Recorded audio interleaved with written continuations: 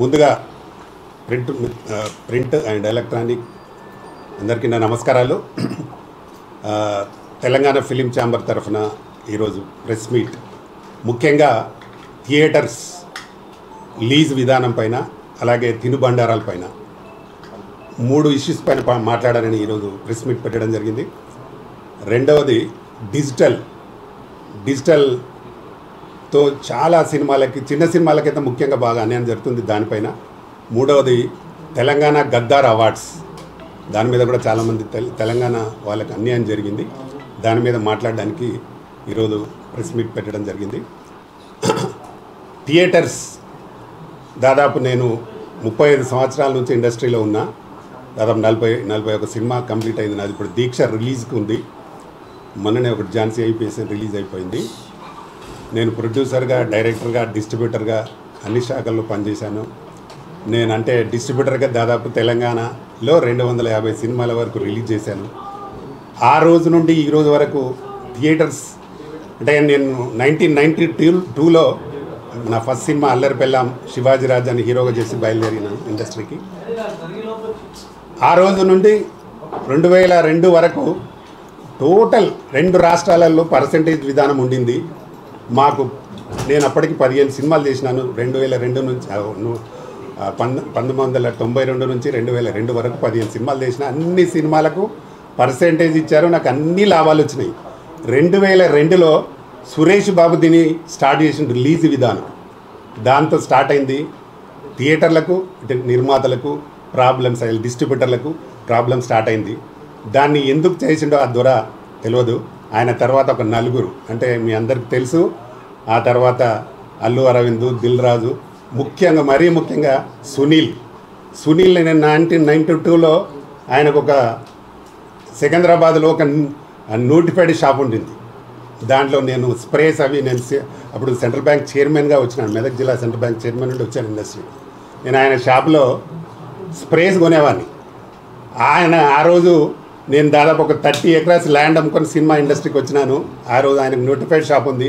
ఈయనకు హైదరాబాద్లో ఒక 50 సినిమా థియేటర్లు. నేను అంటే మేమంతా డబ్బులన్నీ పెట్టి సినిమాలు తీసి ఈ లీజ్ విధానం సృష్టించిన ఈ 4 దోషి. నాలాంటి నిర్మాతలు చాలామందిని నేను ఎందుకంటే స్టాండ్ అయ్యి చేస్తూ పోతా ఉన్నాను కాబట్టి ఉండగలిగినాను. చాలామంది నిర్మాతలు ఈ లీజ్ వల్ల, అంటే లీజు విధానం ఎలా ఉంటుందంటే, ఉదాహరణకు ఒక సంధ్యా థియేటర్ లాంటిది ఉందనుకోండి, దాన్ని వాళ్ళు ఇచ్చే రెంట్ వీక్లీ ఒక 2 lakhs ఉంటుంది. మా దగ్గర 7 లక్షలు తీసుకుంటారు. ఇట్లా టోటల్ 2 రాష్ట్రాలలో దాదాపు 1200 థియేటర్ల వాళ్ళకు వాళ్ళ చేతిలో ఉన్నాయి అందరు కలిపి. ఇంకా చిన్న చిన్న థియేటర్లో తక్కిన ఇంకా వేరే థియేటర్లకు కూడా వీళ్ళు సప్లై చేస్తారు. అంటే ఇప్పుడు ప్రస్తుతం ఓనర్స్గా ఉన్నాయి మాత్రం 300 చిల్లర థియేటర్లే ఓనర్స్ రన్ చేస్తూ ఉన్నారు. తక్కిన అన్ని వీళ్ళే లీజ్ తీసుకొని, కొన్నేమో లీజు, కొన్నేమో మెయింటెనెన్స్, అలాగా టోటల్ థియేటర్స్ అన్నీ వీళ్ళ కబంధ హస్తాల్లో పెట్టుకొని చాలా ప్రాబ్లం చేసినారు ఇండస్ట్రీని మొత్తం. తెలంగాణలో దాదాపు ఒక 100 నుంచి 150 మంది డిస్ట్రిబ్యూటర్లు ఉండరు. అందులో నేను కూడా ఒక డిస్ట్రిబ్యూటర్ని. నేను కూడా ఒక 250 సినిమాలు, పెద్ద పెద్ద సినిమాలు చేసిన. నేను రాజశేఖర్ హీరో సినిమా ఒకటి చేసిన, వీరభద్ర, బాలకృష్ణ, చాలా సినిమాలు, ఇట్లా డావెన్స్ కూడా పెద్ద సినిమా చేసిన, నేను ఆల్ ఇండియా ఇట్లాంటి సినిమాలు చేసిన. నాలాంటిది 100 మంది డిస్ట్రిబ్యూటర్లు ఎవరు లేరు ఈరోజు తెలంగాణలో 4 ఉంటారు. ఆంధ్రాలో కూడా అంతే. ఆంధ్రాలో దాదాపు ఒక 500 మంది ఉంటుంది. వాళ్ళందరూ వెళ్ళిపోయినారు. ఓన్లీ వీళ్ళే 4 వెళ్ళి. అంటే ఇండస్ట్రీని మొత్తం నాశనం చేసింది ఏంటంటే ఒక లీజ్ విధానం వల్లనే నాశనమైంది. డబల్ రెంట్ ఛార్జ్ చేయడం, థియేటర్ ఉన్నదానిలో 3 భాగాలుగా వసూలు చేయడం, దానివల్ల చాలా ఇబ్బందులు ఎదుర్కొన్నారు. ఇప్పుడు థియేటర్లతో పాటు థియేటర్లలో తినుబండారాలు చాలా విపరీతమైన రేట్లు. ఎవరు ఒక ఫ్యామిలీ, మామూలు ఫ్యామిలీ థియేటర్కి వెళ్ళాలంటే వెళ్ళలేని పరిస్థితి. నేనే మొన్న ఏఎంబి సినిమా థియేటర్కి వెళ్తే నా ఫ్యామిలీతో వెళ్తే 7,000 రూపాయలు అయినాయి నాకు. అంటే మామూలు సామాన్యమైన వ్యక్తి థియేటర్కి ఎలా వెళ్ళగలుగుతాడు? దీనికి 100% పవన్ కళ్యాణ్ గారు ఆంధ్రలో మంచి డిసిషన్ తీసుకున్నాడు. అన్ని థియేటర్స్ అన్నీ ఎక్కడ ఎన్ని అమ్ముతున్నారు థియేటర్ విధానం ఎలా ఉంది అవన్నీ చాలా బ్రహ్మాండంగా చేస్తున్నారు. వారికి ఈ సభాముఖంగా నేను ధన్యవాదాలు తెలుపుతా ఉన్నాను. ఎందుకంటే గతంలో ఎన్టీ రామారావు ఉన్నప్పుడు చిన్న సినిమాలకు మీడియం సినిమాలకు సబ్సిడీలు ఉండేవి. ఈరోజు అవి లేవు. కానీ ఎన్టీ రామారావు లాగా ఈరోజు పవన్ కళ్యాణ్ ఇండస్ట్రీ మంచి చేయాలి, మంచి జరగాలి, ఈ థియేటర్స్ విధానం కూడా పోవాలనే దాని మీద బ్రహ్మాండమైన వర్క్ చేస్తూ ఉన్నారు. వారికి నిజంగా మా తెలంగాణ ఫిలిం ఛాంబర్ తరఫున హ్యాట్సాప్ చెప్తున్నాను. ఆయన మీద కావాలని కొందరు మాట్లాడి ఆయన మీద ఏదో ఆయన తప్పు చేసినట్టు మొన్న నారాయణమూర్తి గారు మాట్లాడతారు. నారాయణమూర్తి కూడా అన్ని చిన్న సినిమాలు చేసినాడు. నేను నిరాహార దీక్ష చేసినాడు, ఆయన నిరాహార దీక్ష చేసిన అని చెప్పినాడు. నేను 9 రోజులు ఆమె నిరాహార దీక్ష చేసిన ఫిలిం ఛాంబర్ ఎదుట. ఆయన వచ్చి జస్ట్ ఒక అరగంట ఉండి మాట్లాడిపోయేవాడు. నాతో పాటు చాలామంది ఉన్నారు అక్కడ. కానీ పరిష్కారం దొరకలే. మేము ఎన్నిసార్లు నిరాహార దీక్షలు చేసినా పరిష్కారం దొరకలే. ఈరోజు పవన్ కళ్యాణ్ గారు చేస్తున్న పనికి చాలామంది అప్రిషియేట్ చేస్తున్నారు. రేపు ఇండస్ట్రీ డెఫినెట్గా మంచి జరుగుతుందని నమ్మకం ఉంది.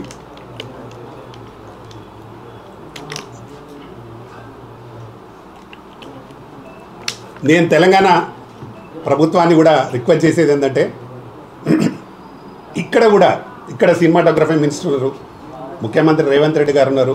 వారికి కూడా నా విజ్ఞప్తి ఏంటంటే ఇక్కడ కూడా తినుబండారాల గురించి థియేటర్స్లో మీరు ఎందుకు తగ్గించడానికి మీరు ప్రయత్నం చేయరు? తప్పకుండా చేయండి. ఒక థియేటర్కు ఒక ఫ్యామిలీ వెళ్ళే పరిస్థితిలో లేరు ఇప్పుడు. దానివల్ల కూడా థియేటర్స్ చాలామంది రావడం లేదు. 4 వారాలు అయితే ఓటీటీలో వస్తుంది సినిమా చూడొచ్చు అని దాని మీద ఖర్చులకు వెనుకాడి పోవడలేదు. ఒక సామాన్య మధ్యతరగతి కుటుంబం సినిమా థియేటర్లకు రావడానికి భయపడుతున్నారు. అంటే టికెట్ రేట్లో పోతే ఒక పాప్కార్న్ కొంటే ఒక 300 రూపాయలు, ఒక వాటర్ బాటిల్ తాగితే 40 రూపాయలు, 50 రూపాయలు, ఒక కూల్ డ్రింక్ తాగితే 200 రూపాయలు. ఎవరు పెడతారు? సామాన్యులు పెట్టలేరు కదా. బయట ఒక కాఫీ తాగితే 20-30 రూపాయలు అయిపోతాడు, 200 రూపాయలు. ఈ రేట్లన్నీ ఎందుకు తగ్గించరు? డెఫినెట్గా ప్రభుత్వాలు పట్టించుకొని వీటిని తగ్గించాల్సిందిగా నేను మరీ కోరుతున్నా. థియేటర్లో రెంటు విధానం తీసేసి పర్సంటేజ్ విధానం కావాలి. ప్లస్ తినుబండాల రేట్లు అయితే ఎక్కువగా ఉన్నాయి, చాలా ఎక్కువగా ఉన్నాయి. కాబట్టి అన్ని థియేటర్లలో మళ్ళీ ఈ థియేటర్ లీజు వాళ్ళే, బయట ఎవరికి సైకిల్ స్టాండ్ కానీ ఈ క్యాంటీన్స్ కానీ వాళ్ళే, సమోసాలు అమ్మేది కూడా వాళ్ళే. వాళ్ళకి ఎంత డబ్బు సంపాదించినా ఇంకా ఆస్తులు ఎంత సంపాదించుకున్నా వాళ్ళకు సరిపోవట్లేదు. కాబట్టి అది వేరే గతంలో ఇట్లా ఉండేదంటే సైకిల్ స్టాండ్ వేరే వాళ్ళకి ఇచ్చేవాళ్ళు, అందులో సమోసాలు అమ్మాలన్నా వేరే వాళ్ళకి ఇచ్చేవారు. అవన్నీ ఇప్పుడు వాళ్ళే, థియేటర్స్ వాళ్ళే, లీజు వాళ్ళే, ఈ తినుబండారాలు అమ్మేది వాళ్ళే. కాబట్టి అన్నిటికి కూడా డబల్ రేట్స్, ఒక్కొక్కరు భరించలేని రేట్లు. కాబట్టి దీన్ని తక్షణమే తెలంగాణ ప్రభుత్వం గుర్తించి 100% ఈ థియేటర్ల మీద వాళ్ళ అంటే సినిమాటోగ్రఫీ మినిస్టర్ గారు తప్పకుండా వాటి మీద చర్యలు తీసుకోవాల్సిందిగా మరీ నేను విజ్ఞప్తి చేస్తూ ఉన్నా. అంటే ఒక ప్రభుత్వం చేస్తూ ఉంది అక్కడ, మన ప్రభుత్వం కూడా ఇక్కడ తెలంగాణ ప్రభుత్వం కూడా చేయాల్సిందిగా మరొకసారి నేను విజ్ఞప్తి చేస్తూ, అలాగే డిజిటల్ ఛార్జెస్ ఇప్పుడు ఒక్క థియేటర్కు 10 నుంచి 15 వేలు కడుతున్నారు. ఇప్పుడు నేను మొన్న ఒక ఝాన్సీ సినిమా రిలీజ్ చేశాను. నేను 50 థియేటర్లు సిటీలు వేస్తే 5 లక్షలు కట్టాను ఓన్లీ థియేటర్స్. ఇప్పుడు మొన్ననే గవర్నమెంట్ ఒక కొత్త జీవో తెచ్చింది. ఏంటంటే మనము ప్రొడ్యూసరు ఈ పెన్ డ్రైవ్ ఇచ్చినా ప్లే చేయాల్సిన అవసరం ఉంది అని ఒక జీవో వచ్చింది. కంపల్సరీగా దాన్ని అమలు చేయాలి. ప్రభుత్వాలన్నీ ప్రభుత్వం నుంచి వచ్చింది కాబట్టి ఇక్కడున్న క్యూబ్ కానీ యూఎఫ్ఓ కానీ వాళ్ళు దాన్ని, ఎందుకంటే వీళ్ళ కంట్రోల్లో ఉన్నాయి ఇప్పుడు థియేటర్లు. మేము ఇవ్వాలన్నా కూడా వాళ్ళకే ఇవ్వాల్సి ఉంటుంది. దాన్ని ఫ్రీగా తీసుకొని ప్రొడ్యూసర్స్కు ఈ సౌకర్యం కూడా కల్పించాల్సిందిగా కోరుతున్నాం. ఎందుకంటే ప్రభుత్వం సెంట్రల్ గవర్నమెంట్ దాన్ని అమెండ్మెంట్ మొన్ననే తెచ్చింది. అది రీసెంట్గా త్వరలో దాన్ని అన్ని ఛాంబర్లలో కూడా దాన్ని తీర్మానం చేయించి తప్పకుండా ప్రొడ్యూసర్కు ఫ్రీగా, అంటే గతంలో మేము ప్రింట్ ఉన్నప్పుడు మేము ఫ్రీగా మా ప్రింట్ ఇచ్చేవాళ్ళము. ప్రింట్ ఇస్తే వాళ్ళు ఫ్రీగా ప్లే చేసి అంటే థియేటర్లో వేసి మాకు డబ్బులు షేర్ లాగా ఇచ్చేది. ఇప్పుడు దాన్ని మార్చేసి థియేటర్లో వేసే దాన్ని కూడా ట్యాక్స్ మాతో కట్టించుకుంటారు. దాంట్లో అంటే రెంట్ మాతో కట్టిస్తున్నారు ప్రొడ్యూసర్స్తో. ఆ విధానం కరెక్ట్ కాదు. కాబట్టి ఇప్పుడు కొత్త చట్టం వచ్చింది. త్వరలోనే దాన్ని కూడా అమలు చేయాల్సిందిగా మరీ అందరినీ కోరుతున్నా. థియేటర్లో ఎగ్జిబిటర్స్ కూడా దీన్ని గమనించాలి. ఎందుకంటే గతంలో మీరు నేను ప్రింట్ ఇస్తే ప్లే చేశారు, మీరు సినిమా రిలీజ్ చేశారు. కాబట్టి ఇప్పుడు మేము సీడీ ఇచ్చినా లేకపోతే పెన్ డ్రైవ్ ఇచ్చినా తప్పకుండా థియేటర్లు ఎగ్జిబిటర్లు దాన్ని ప్లే చేసి దాన్ని పర్సంటేజ్ విధానంగా ఇవ్వాల్సిందిగానే మరీ కోరుతున్నా. దీని మీద తర్వాత ఈ మెయిన్గా ఏంటంటే ఈ ఎఫ్డిసి చైర్మన్ దిల్ రాజు గారు 19వ తారీఖు నాడు థియేటర్లో తెలుగు ఫిలిం ఛాంబర్లో ఒక మీటింగ్ జరిగిన సురేష్ బాబు ఉన్నాడు, దిల్ రాజు ఉన్నాడు. వాళ్ళు వచ్చి బయటకు వచ్చే అనౌన్స్ చేశారు, అన్ని పేపర్లలో వచ్చింది, న్యూస్లో కూడా వచ్చింది థియేటర్లు బంద్ అని. ఛాంబర్ త్రూ బంద్ అనే వచ్చింది. నా దగ్గర పేపర్స్ కటింగ్ ఉన్నాయి, వీడియో కూడా ఉన్నాయి. వాళ్ళు ఏమంటారు, ఆయన మొన్న దిల్ రాజు మీటింగ్ పెట్టి నాకు అసలు తెలియదు, ఎవరో అక్కడ చేసిన ఆయన దాని మీదకి వెళ్ళి మేము బంద్ అని అనుకున్నామని తప్పు మాట్లాడుతున్నాడు. ఆయన ఒక దిల్ రాజు అంటే ఎఫ్డిసి చైర్మన్గా ఒక బాధ్యతాయుతమైన పదవిలో ఉండి తప్పుగా మాట్లాడుతున్నాడు, అది కరెక్ట్ కాదు. ఆయన ఇంతకుముందు మన ఫిలిం ఛాంబర్ చైర్మన్గా కూడా చేసినాడు. కాబట్టి ఆయనకు అన్నీ తెలుసు. కావాలని ఎక్కడి నుంచో మేము మాకు సంబంధమే లేదు అనేవాడు ఎవరో అతను సత్యనారాయణ ఆయన ఈస్ట్ గోదావరి అతని మీద నెట్టేసినారు. అది కరెక్ట్ కాదు. దిల్ రాజు గారు, మీరు ఒక తెలుగు ఫిలిం ఛాంబర్ ప్రెసిడెంట్గా ఇచ్చినారు, ఇప్పుడు ఎఫ్డిసి చైర్మన్గా ఉన్నారు. కాబట్టి మీరు ఒక బాధ్యత గల మనిషి ఉండి ఇలాంటి కరెక్ట్గా తప్పుడు విషయాలు చెప్పొద్దు. మీరు ఆ రోజు మీటింగ్లో పాల్గొని ఉన్నారు, తెలుగు ఫిలిం ఛాంబర్లో మీటింగ్లో మీరు సురేష్ బాబు ఉన్నారు మన తరఫున, ఇక్కడ తెలంగాణ తరఫున. అందరూ కలిసి మీటింగ్ పెట్టారు. మీటింగ్లోనే అది తీర్మానం చేసినారు. పవన్ కళ్యాణ్కు చెప్తారు వీళ్ళు, మేము అసలు లేము, మాకు తెలియదు, మా లెవెల్లో చెప్తే మీ జనసేన నాయకుడు చెప్తే మేము బంద్ చేసినట్టు జరిగింది అని తప్పుడు సమాచారం వల్ల ఆయన పాపం ఆయన జనసేన నుంచి ఆయనను సస్పెండ్ చేసినారు, సత్యనారాయణ గారిని. కరెక్ట్ కాదు. మీరు డబ్బు సంపాదించింది మూటలు కట్టుకునేదంతా వీళ్ళు పాపం అన్యాయంగా ఈస్ట్ గోదావరి అతని డిస్ట్రిబ్యూటర్ని అన్యాయంగా బదనాం చేసి పవన్ కళ్యాణ్ దగ్గర ఆయనను సస్పెండ్ చేసే వరకు తీసుకొచ్చారు. ఇంట్లో థియేటర్లో మొత్తం ఎపిసోడ్ నడిపిందంతా ఈ నలుగురే. వీళ్ళకి ఏంటంటే గతంలో బాగా డబ్బు సంపాదించినారు, ఇప్పుడు వాళ్ళ సినిమాలు రిలీజ్ లేవు.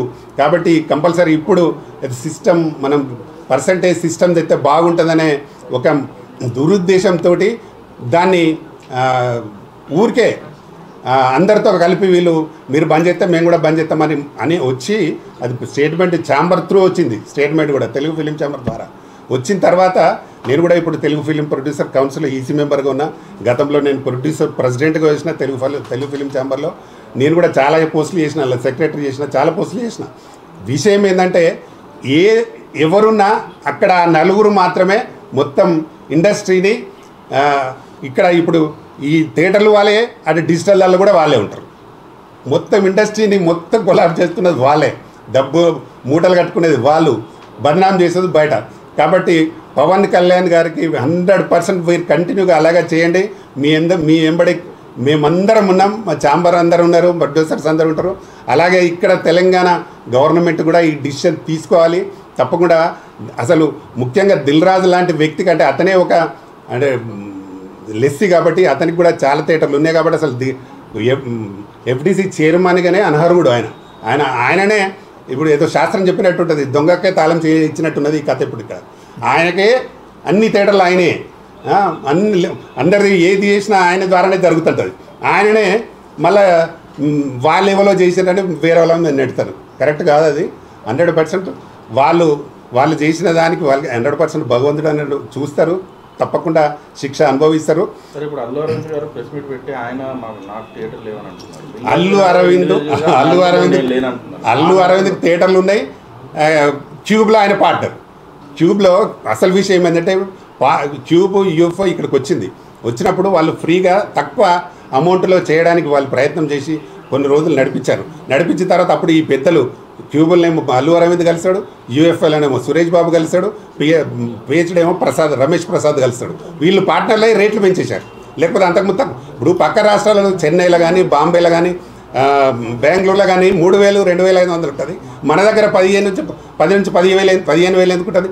వీళ్ళు పార్ట్నర్స్ కాబట్టి వాళ్ళ మీద మా మీద రుద్దుతున్నారు డబ్బులన్నీ. అంటే ప్రొడ్యూసర్స్ మీద.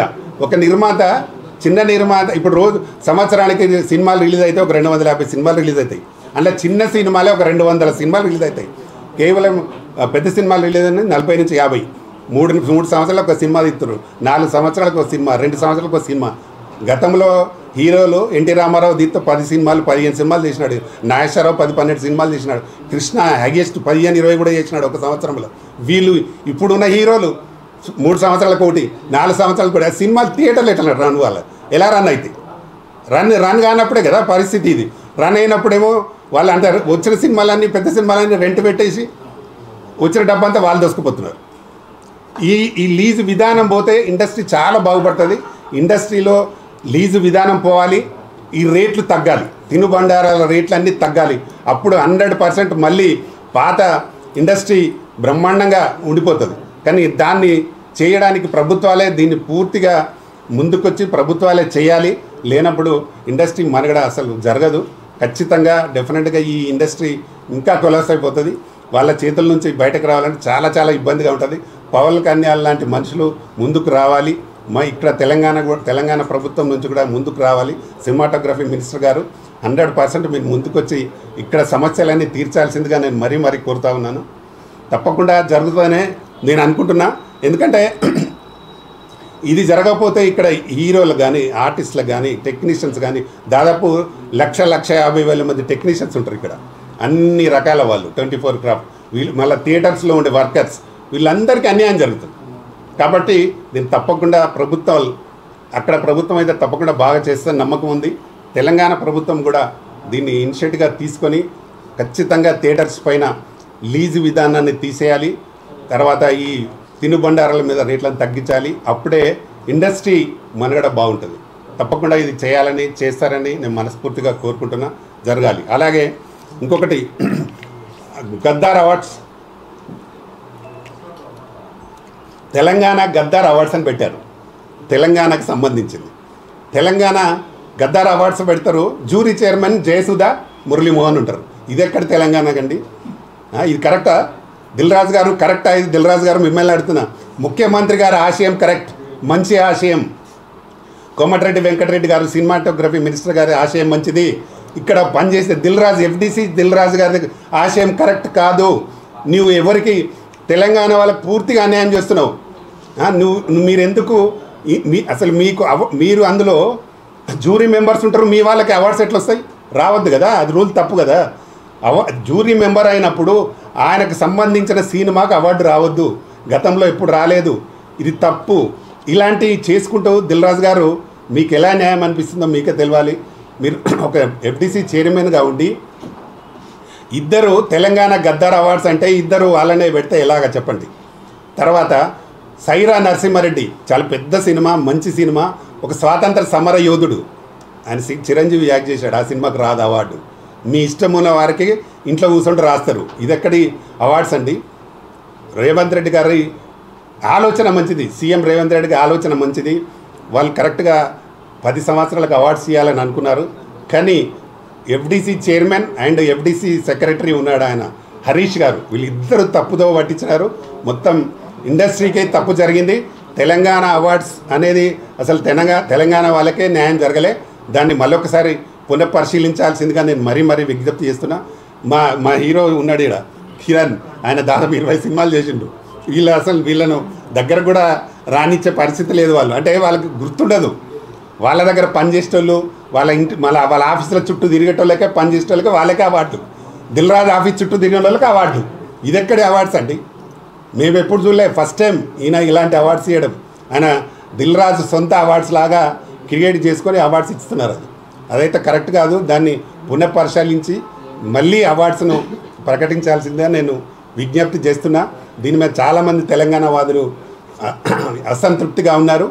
ఇప్పుడు 2 రాష్ట్రాలు పెడతాయి. రేపు ఆంధ్ర సీఎం వాళ్ళు కూడా పెడతారు. పెట్టినప్పుడు వాళ్ళకు ఎక్కువ ప్రిఫరెన్స్ ఇవ్వండి. ఇప్పుడు తెలంగాణ గద్దార్ అవార్డ్స్ అన్నప్పుడు వాళ్ళకు కూడా ఇవ్వండి. కానీ తెలంగాణ వాళ్ళకు కూడా కొంత ప్రాతినిధ్యం వహించేట్టు చెప్పండి. ఇద్దరికి ఎందుకు 2 చైర్మన్ వాళ్ళకే ఎందుకు పెట్టాలండి?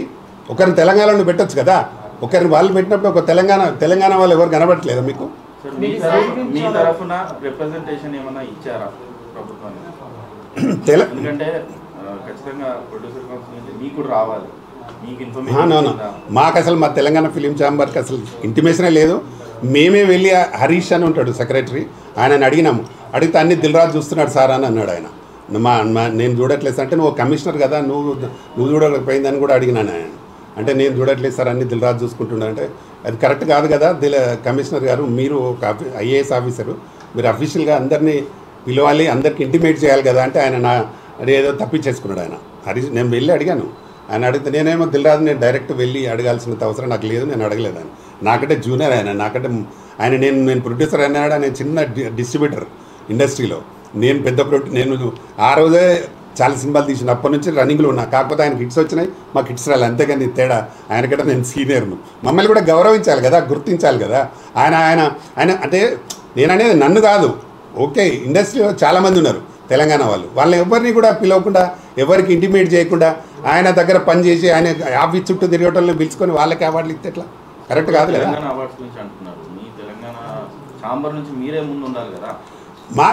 మేము అంటే ఎండిసి చైర్మన్ ఆయన కదా, అంత మేము చైర్మన్ మన తరఫున కాదు కదా. చైర్మన్ ఎవరు అనుకుంటే వాళ్ళు చేయొచ్చు అనేది ఆయన నిరూపించడు. ప్రభుత్వం కూడా ఆయన మీద మొత్తం ఆయనకు పెట్టేశారు. మేము చాలా అంటే చైర్మన్ ఆయన దగ్గర తిరిగిన, కమిషన్ దగ్గర చెప్పినాం, తర్వాత డైరెక్టర్కి చెప్పినాం, కానీ వాళ్ళ భాష వాళ్ళది. వాళ్ళు ఏంటంటే ఎఫ్డీసీ చైర్మన్ ఉన్నాడు కాబట్టి ఆయన చేస్తున్నాడు అనే దాని మీద మాట్లాడారు వాళ్ళు. దిల్రాజు అంటే నేను అడగాల్సిన అవసరం నాకేందమ్మా. ఎప్పుడు ఎఫ్డీసీకి వెళ్ళినా అడుగుదామని ఎఫ్డీసీకి వెళ్ళినప్పుడు తాళం ఉంటుంది సార్, నిజామాబాద్లో ఉన్నాడంటారు. అదే చాలా అసలు దొరకడండి ఎక్కడ. ఇప్పుడు ఎఫ్డీసీలు ఉండాలి కదా, టైం ఇవ్వాలి కదా. ప్రెస్కి మాట్లాడుతున్నా కదా, ఆయనతో డైరెక్ట్ మాట్లాడుతున్నా అవసరం నాకు లేదు కాబట్టి ప్రెస్కి చెప్తున్నా. గవర్నమెంట్కి రిక్వెస్ట్ చేస్తున్నా, దాన్ని మళ్ళీ చేయాలి, దాన్ని పునఃపరిశీలించని చెప్తున్నా. ఓకే, అందరికీ నమస్తే, థ్యాంక్ యూ. మాట్లాడుతున్నాను అన్నమాట. అందరికి నమస్కారం అండి. నేను Telangana movie artist association working ప్రెసిడెంట్ని. ముందుగా ప్రింట్ మీడియాకి చాలా థ్యాంక్స్ వచ్చి మా ప్రెస్ మీట్కి మాకు ఎంకరేజ్ చేస్తున్నందుకు. నేను 22 years అయిందండి ఫిలిం ఇండస్ట్రీకి వచ్చి. 2003 ఆ టైంలో వచ్చాను. అప్పటి నుంచి చూస్తున్నాను. నేను ఒక తెలుగులో ఒక 20 సినిమాలు చేశాను, తమిళ్లో 2 చేశాను. తమిళ్లో 2 చేసిన దానికి ఒకదానికి నాకు అవార్డు వచ్చింది. 20 సినిమాల్లో ఎప్పుడు నాకు అవార్డు ఏం నోచుకోలేదు. కానీ ప్రైవేట్ వాళ్ళు బయట చాలామంది అవార్డ్స్ ఇచ్చేవారు మాకు. నేను ఈ అవార్డు గురించి ఎందుకు మాట్లాడుతున్నానంటే, ఒక అవార్డు అనేది ప్రతి ఆర్టిస్ట్కి బూస్ట్ అండి. లైక్ నెక్స్ట్ ఇంకా మనం కష్టపడాలి. మనం అన్ని ఇండస్ట్రీలాగా సినిమా ఇండస్ట్రీ కూడా ఒక ఇండస్ట్రీ. 24 క్రాఫ్ట్స్, ఎంతోమంది పనిచేస్తుంటారు, ఎంతోమంది దీని మీద డిపెండ్ అయి ఉంటారు. నాకు సినిమా తప్ప వేరే పని రాదు. నాకు సినిమానే దైవంగా భావించి నేను ఎప్పుడు ఈ 22 years నుంచి కష్టపడుతున్నాను. సో మొన్న గద్దర్ అవార్డ్స్కి అప్పుడు మటుకు నేను చాలా డిసప్పాయింట్ అయ్యాను. ఎందుకంటే తెలంగాణ గద్దర్ అవార్డ్స్ అని అనౌన్స్ చేసి మన తెలంగాణ వాళ్ళు, అంటే నాకేమని అనట్లేదు, తెలంగాణలో ఎంతమంది హీరోలు లేరండి, తెలంగాణ ఎంతమంది సినిమాలు వచ్చా అలా అనుకుంటే తెలంగాణ ఆంధ్ర కలిపి 2 సీఎంలు కలిపి ఒకటే అవార్డు పెట్టండి, అప్పుడు ప్రాబ్లం లేదు. అట్లా అవార్డు వస్తుంది అనుకోండి, ఎంకరేజ్మెంట్ తోటి ఇంకా మీ పిక్చర్స్లో సినిమాలు కష్టపడాలి, పైకి రావాలి అని మాకు ఒక ఆశ ఉంటుంది. తర్వాత సినిమా కష్టపడి తీస్తాం, చిన్న సినిమా పెద్ద సినిమా ఓకే అయ్యుండొచ్చు. కానీ సినిమా కరెక్ట్గా నాకు మొన్న రీసెంట్గా మాయా అని సినిమా రిలీజ్ అయింది, నేను హీరోగా చేశాను. దాంట్లో ఈశ్వర్ గారు ఒక క్యారెక్టర్ చేశారు, చాలా మంచిగా సినిమా కరెక్ట్గా. నాకు పేరు వస్తున్న టైంకి థియేటర్లో ఒక థియేటర్ లేదు, నాకు సినిమా లేదు, ఎవరికి చెప్పుకోవాలి నేను. సో ఇప్పుడు ఈ స్టేజ్లో ఈ మాత్రం అన్నానంటే తెలంగాణ ఫిలిం ఛాంబర్ నుంచి నాకు ఎంకరేజ్ చేశారన్న. నన్నే కాదు చాలామంది ఆర్టిస్టులకి, టెక్నీషియన్స్కి ఎంకరేజ్ ఎంతవరకు చేయగలరు ఆయన అని ఎంత తప్పన పడుతున్నాడు. మీకు కనబడుతుంది కదా. దయచేసి సినిమా ఇండస్ట్రీని బతికించండి. సినిమా ఇండస్ట్రీ కూడా ఒక ఇండస్ట్రీ, మనుషులు చాలామంది ఆర్టిస్టులు దీని మీద చాలా డిపెండ్ ఉన్న ఆర్టిస్టే కదా. 24 క్రాఫ్ట్స్, ఈవెన్ ప్రింట్ మీడియా మీరే దీన్ని ముందుకు తీసుకెళ్ళాలి. మంచి మంచి సినిమాలు వస్తూ చాలామంది ఎదగాలి, అందరూ ఎదగాలని మనస్ఫూర్తిగా కోరుకుంటున్నాను. దయచేసి ఈవెన్ టికెట్ ఛార్జెస్ కానీ అన్నగారు ఇందాక చెప్పినట్టు, మొన్న నేను కూడా ఎంబీ మాల్కి వెళ్తే దగ్గర 6,000-7,000 అయింది ఫ్యామిలీతో వెళ్తే. ఎందుకంటే ఇక మేము ఇంతకుముందు సినిమాలు వారానికి 2-3 చూసేవాళ్ళం, ఇప్పుడు నెలకోటి చూడాలంటే భయపడుతున్నాం, పాకెట్స్ ఎత్తుకోవాల్సి వస్తుంది. సో దయచేసి అన్నగారు చెప్పినట్టు గవర్నమెంట్ స్పందించి అందరికి ఎంకరేజ్ చేయాలని మనస్ఫూర్తిగా కోరుకుంటున్నాను. నమస్కారం, థ్యాంక్ యూ. మీడియా మిత్రులందరికీ నమస్కారం. ఈరోజు June 2 తెలంగాణ ఆవిర్భావ దినోత్సవంగా భావిస్తున్నాం. సో ఈరోజు మరి తెలంగాణ ప్రజలందరికీ కూడా ఒకసారి ఈ యొక్క తెలంగాణ దినోత్సవాన్ని పురస్కరించుకొని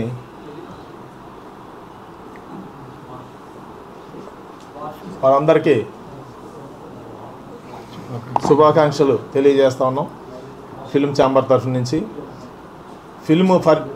ఈ యొక్క సినిమా అనేటువంటిది ఒక పరిశ్రమ.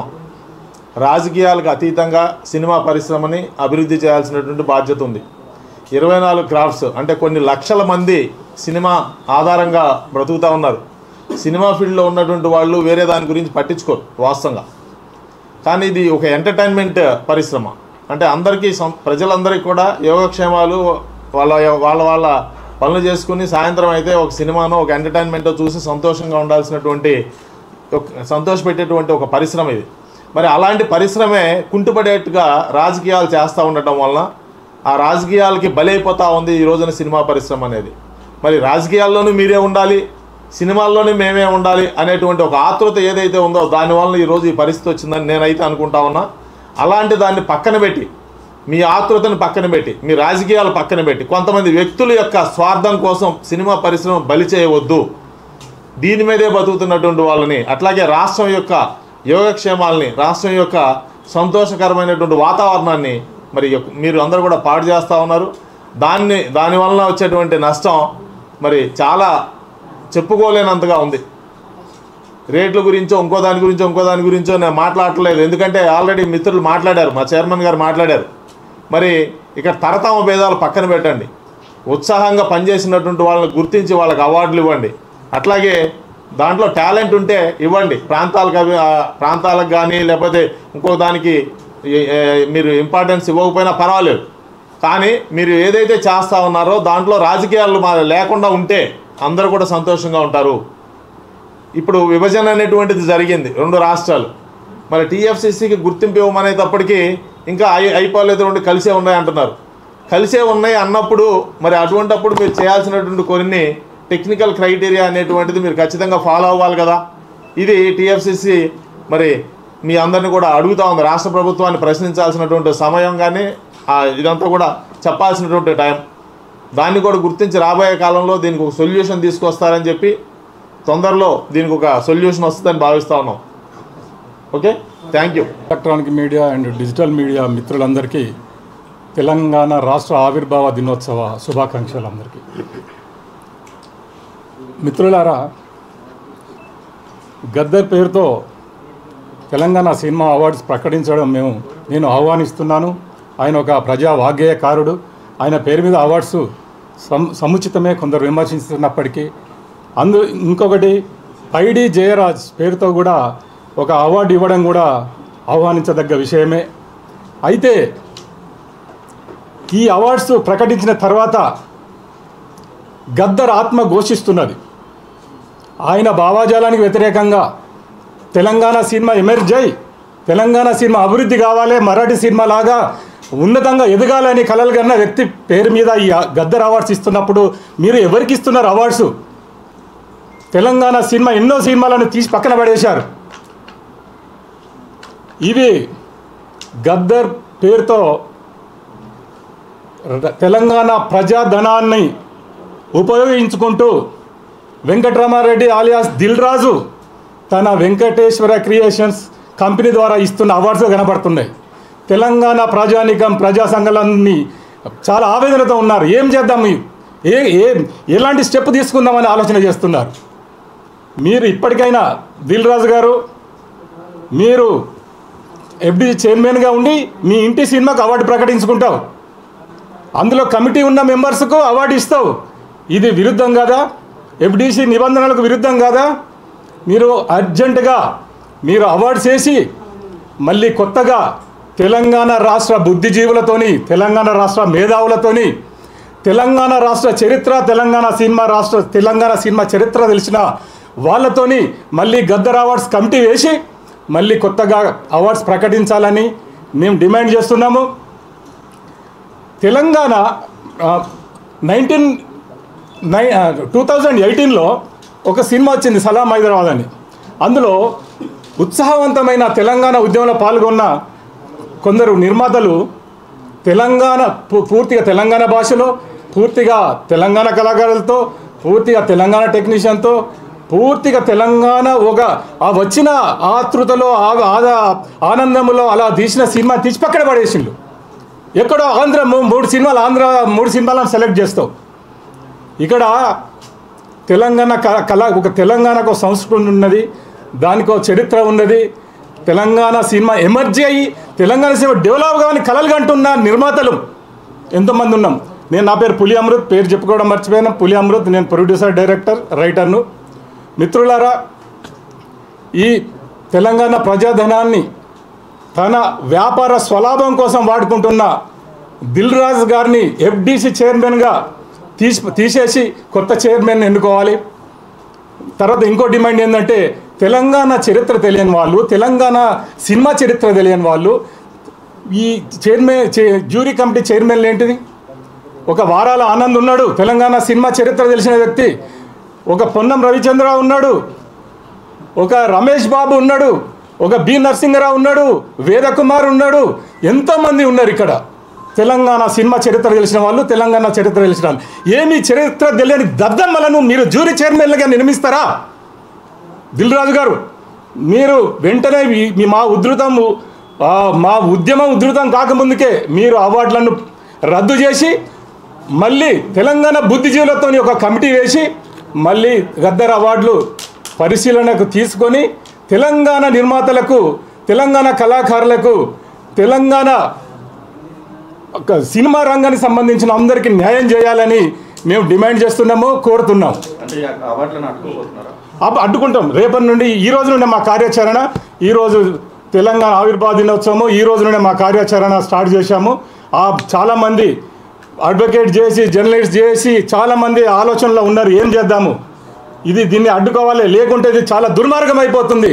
మేము 2014 నుండి ఎన్నో కలలు కన్నాం. కేసీఆర్ ఏం చేయలేదు, తెలంగాణ సినిమా రంగానికి ఏం చేయలేదు.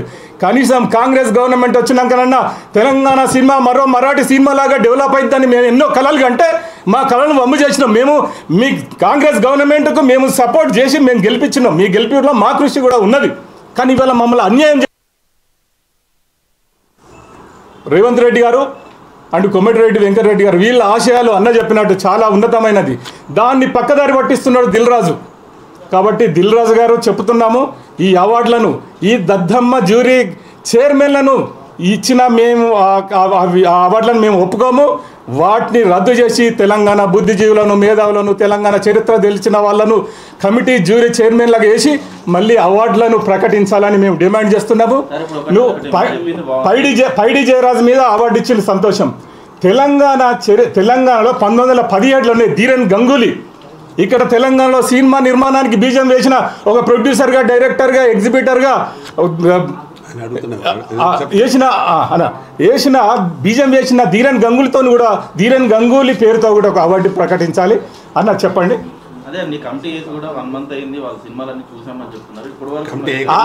అసలు ఏ కమిటీ చూడలేదు. ఈయన వెంకటేశ్వర క్రియేషన్స్ ఆఫీసులకు వెళ్ళి పేపర్ మీద ఏం రాసి ఇచ్చిండో అవే చదివిండు వాళ్ళు. కమిటీ నేను చెప్తాను, కమిటీ వాళ్ళు ఎవ్వరు చూడలే. అది ఉంటే దాన్ని ఇప్పుడు ప్రసాద్ ల్యాబ్లో అన్ని సీసీ కెమెరాలే కదా, అన్ని బయట పెట్టమని చూడలేదు. అక్కడికి వెళ్ళాలి, సంతకం పెట్టాలి, రిటర్న్ రావాలి, నాకు పనిందని ఎవ్వరు అసలు జ్యూరీ మెంబర్లు ఎవ్వరు చూడలే. ఏదో 2-3 చూసుంటారు.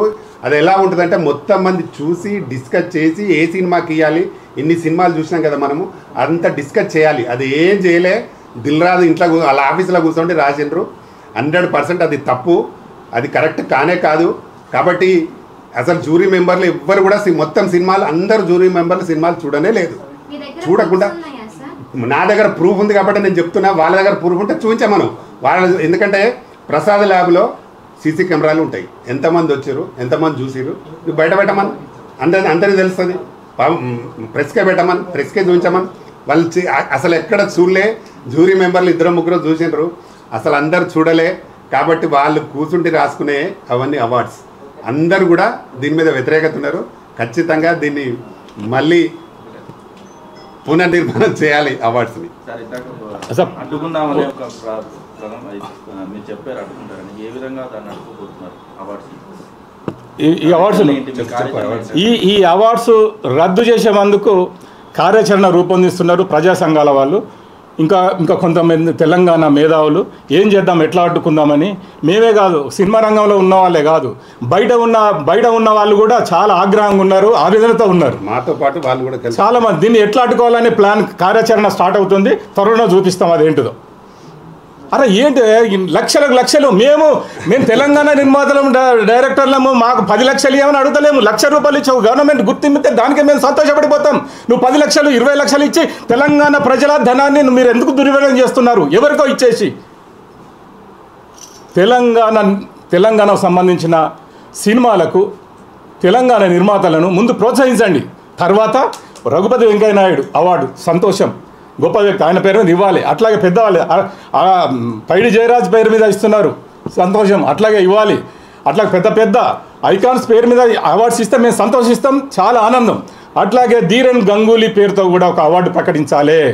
1917లోనే తెలంగాణలో సినిమాకు బీజం వేసిన ధీరన్ గంగూలీని మనం సగౌరవంగా గౌరవించుకోవాలి. అవన్నీ వాళ్ళకి తెలిసి ఉంటాయి కదా, తెలియకనే చరిత్ర తెలియనాలను, తెలంగాణ సినిమా చరిత్ర తెలియాలని జ్యూరీ మెంబర్లు వేసి వాళ్ళు ఎవరండి యాక్టింగ్ చేస్తారు, యాక్టింగ్ వరకు పరిమితం. వాళ్ళకు తెలంగాణ చరిత్ర, తెలంగాణ సినిమా చరిత్ర ఏం తెలుసు వాళ్ళకు? Okay, right, thank you.